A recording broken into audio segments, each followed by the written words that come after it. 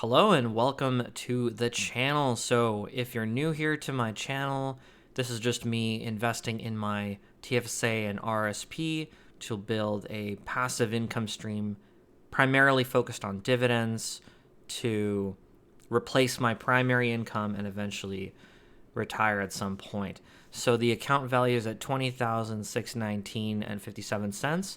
The RRSP is up 26.16%, so we're up 205.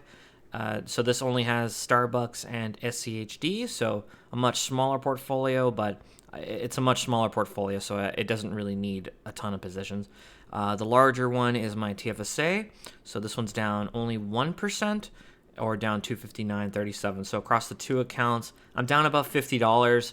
It's hardly anything. I'd call it flat for the most part. And the most recent developments over the past week are that the market has been in a huge rally. Some of my stocks have jumped up to ridiculous, ludicrous levels. Give me that, you petty excuse for an officer. Now hear this. Ludicrous speed. Sir, hadn't you better buckle up? Buckle this. Ludicrous speed. Go!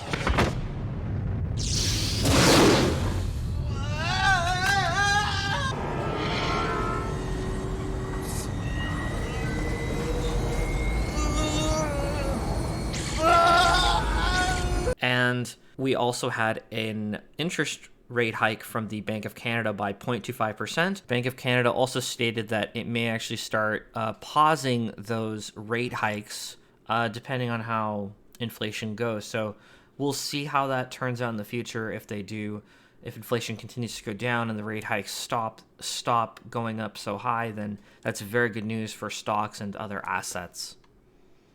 So if you want to keep up with all my updates or even go back, start from the beginning, you can feel free to like the video, subscribe to the channel, and I just do regular updates on my channel and give stock news based on my companies, their earnings reports, any major news with them, any major transactions I do from week to week, and my thought process behind it may help you become a better investor, maybe learn from some of my successes and some of my mistakes. All right, with that said, let's roll the intro.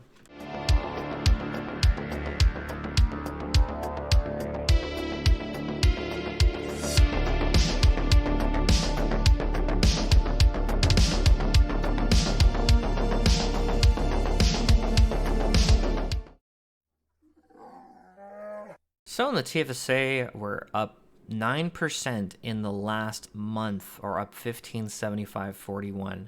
Just from the past week, it's about 2%. So it's been a very good month in January, and this just proves that you always want to be invested in the market because you never really know when it's going to recover. It's very unpredictable, and if you were to say sell out of all your stocks, you would have missed out on this huge rally. And 10% is about a whole year's worth of gains if you were to invest in, say, the S&P 500.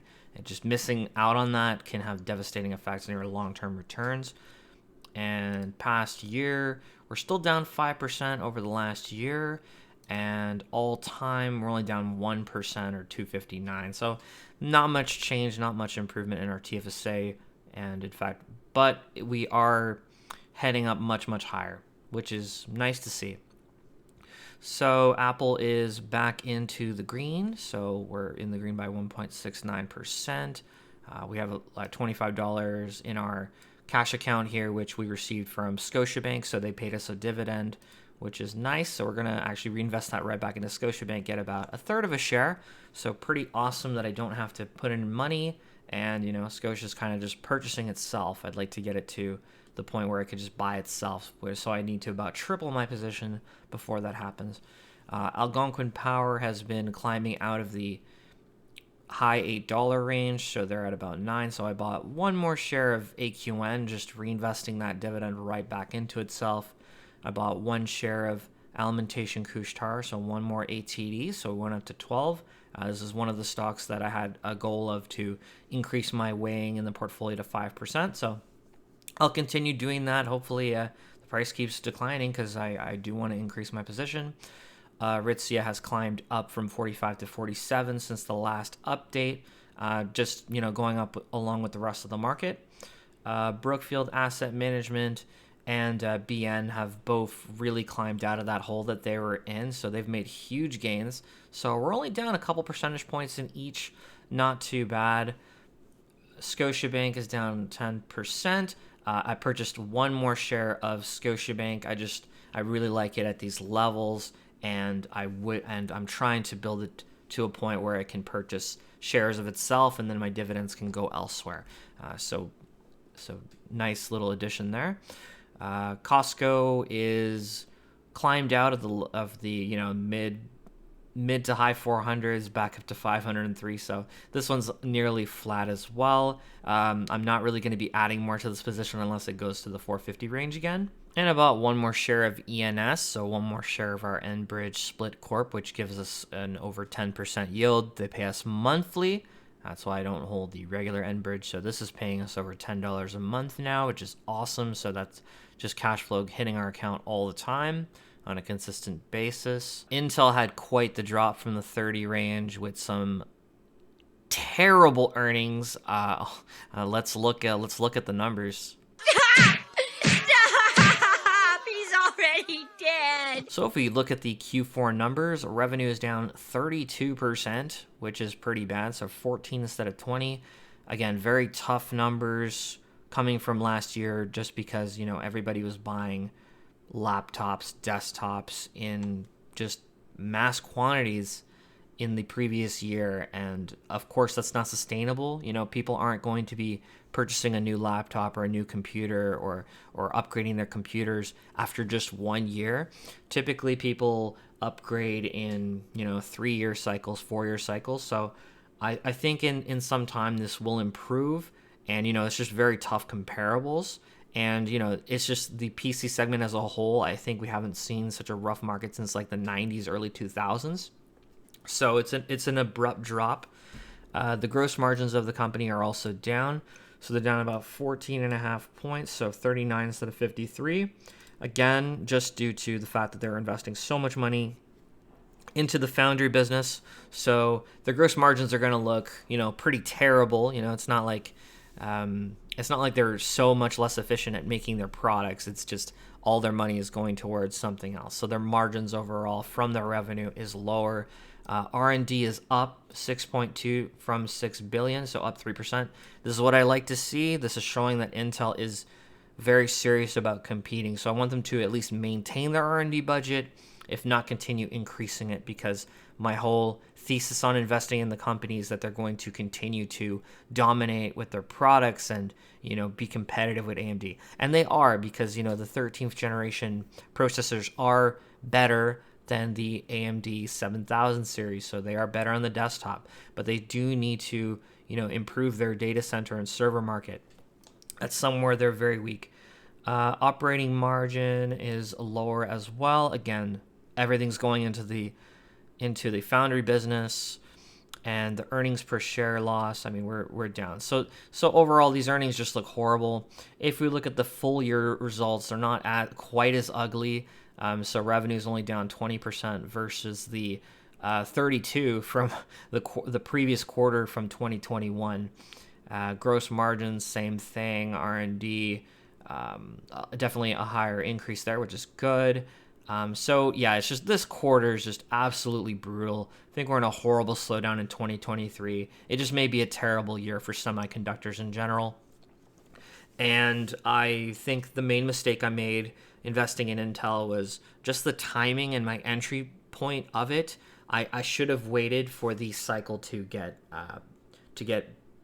bad, because I basically bought Intel when the PC sales cycle was strong, and I got punished as a result. So with cyclical stocks, be very careful when you buy them, because there are good times and bad times. And, this is not a business where you can just buy it at any point, because they do have some rough periods of earnings and results. I also purchased one share of HYLD, so that increased our dividend income by 14 cents a month. So nice little buy there. And Microsoft also had their earnings, but thankfully not as bad as Intel's. With Microsoft's earnings, the revenue, top line revenue increased 2%. Not a great growth rate, but again, better than breaking even or even going lower. The income decreased slightly. And there's some segments that are just facing a lot of headwinds right now. So the personal computing especially decreased 19% overall. So Windows OEM revenue decreased 39%. So that's going to be, your Windows licenses. If you sell fewer laptops and desktops in general, of course, those commercial licenses are not going to be as needed. Xbox content services decreased 12%. Search and news and traffic acquisition costs increased 10%. So the cost of like advertising is higher for them. And the device revenue decreased 39%. Again, slowdown in the PC market, but we do have some good solid growth in other areas. So server products and cloud services revenue are up 20% and mainly driven by Azure, their cloud service, with a growth of 31%. If you don't take into account currency conversion, which, it would have been 38% if not for the change in currency. And then Office commercial products revenue increased 7%. Consumer products decreased 2%. LinkedIn revenue increased 10%. And Dynamic products services revenue increased 13%. So, a little bit of good, a little bit of bad. I'd call this kind of a, mediocre earnings report. I do understand that, the PC market is a little bit soft, but luckily Microsoft is a diversified business and they're not all in on, selling PC hardware and, selling these Windows licenses to people. I mean, yeah, it's definitely important, but I know that it's just a temporary snag. And I know long term that, more and more people are going to need computers and, those Windows licenses are going to go up. And even their gaming division should do better over the long term. It's just people are not buying these kind of products right now. So I just made a little bit of a fractional buy into Microsoft. So we went up to 3.33 shares of this. And with Smart Centers, I purchased 2 more shares going up to 40. So now we're earning over $6 a month from Smart Centers. So we're slowly grinding this up and trying to get up to $10 a month from our Smart Centers because that's going to be regular monthly cash flow that can help us buy some more stocks in different sectors. And the big winner since the last update is Tesla, jumping up, from $120 to $177 a share. And I managed to, get 2 shares in the 120 range. So we averaged down a lot and we're only down about 5%. I remember I was down, close to 50, maybe even 60% at the low point. So I did average down while I could, while the price was down. And Tesla had a fantastic earnings report. So with the earnings report, we can see that their automotive revenues increased by 33%. Year to date, total revenues are up 37%, and the gross profit margin is higher at 19% gain there. Some of the operating expenses have even decreased, so that's nice to see, down 16%. So they are becoming more efficient, which is nice to see. And we can also see that the net income attributable to common stockholders up 59%, and the still making a nice little profit in the cash flows, still spending on capex, and still coming away with some nice free cash flow. So overall, they're growing the business, and with those recent price cuts, I know that they are moving a lot more models. So their production outlook, they said, was going to be about 50% increase in production expected. So they are going to increase their sales, and with this really high automotive margin, probably best in the industry, they can continue to keep pressing and making more and more affordable vehicles and scaling the business and selling more and more volume to customers. So their margins will come down, but overall top line revenue and bottom line revenue will increase, which is what matters. And for the dividend progress since the last update, we've earned $1,098.85 in dividends since starting the portfolio. Our projected annual dividends for the next year is $961.98. So that's a nice increase over the previous $949.06. Monthly, we're earning a little over an extra dollar a month. So from $79.09 all the way up to $80.16. We're getting closer to that $100 a month average goal that I set out at the beginning of the year. Weekly, we're earning an extra 25 cents every single week, all without having to lift a finger, and just receiving our dividends, reinvesting them, depositing money, continuing to invest more and more, and increasing our dividend income with each single deposit and dividend I receive. Daily average is increased by 4 cents a day, so we're up to 264. So still grinding, trying to get up to $3 a day, and then once I hit that, my next goal will be to hit 4. So on this channel, I'm always going for small achievable goals that I can accomplish. And then I'm always looking to set a new goal as soon as that's finished, to just keep myself motivated and investing over the long term. The months to earn $100 is how I track the dividend snowball effect. So this is just tracking how long it takes my portfolio to just get me $100 extra. So from 1.26 months down to 1.25, it'd be awesome to get this down to just a single month. So we're tracking this. It took me about 6.5 months when I started my portfolio to earn my first $100, but it's been coming down ever since. And as my dividends increase, the time it takes will continue to decelerate, and it's going to get shorter and shorter until hopefully it's daily. So that'd be a great goal to have.